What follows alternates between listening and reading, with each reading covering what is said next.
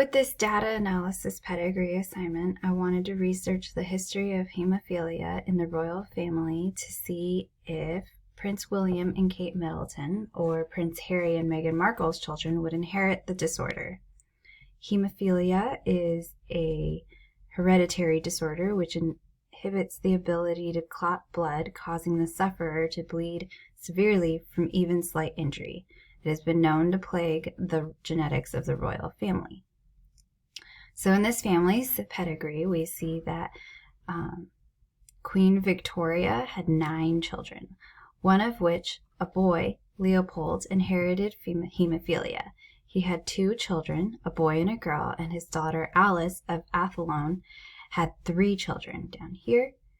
Of her 3 children, 1 boy died, possibly as a baby, so possibly from hemophilia, and the other boy, Rupert, suffered from the inherited disease.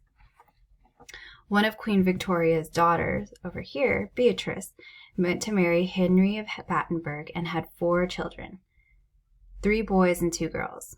2 of the 3 boys had hemophilia. Her daughter, Eugenie, married Alfonso VIII of Spain and had 6 children, 4 boys and 2 girls. 2 of the boys inherited hemophilia. Another one of Queen Victoria's daughters, Alice, married Louis of Hesse and had 6 children, all over here, 5 girls and 1 boy. The lone son, Fred, had hemophilia. One of Alice and Louis's daughters, Alex, married Nicholas II of Russia and had 5 children, 4 daughters and 1 son. Alexis, the son, had hemophilia. Another daughter of Alice and Louis, Irene, married Henry and had 3 boys. And as a side note, these are supposed to be up here, but there's too many kids, so it got bumped down. In any case, of the 3 sons, 2 had hemophilia.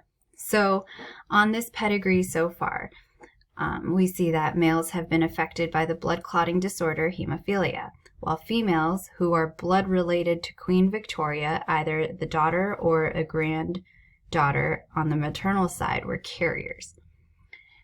Males have an XY sex chromosome while females have XX chromosomes, and no matter what, females will always pass down an X gene, while males will either pass down an X gene to their daughter or a Y gene to their son. Because of the pattern of males inheriting hemophilia, we can assume that this is an X-linked recessive inheritance.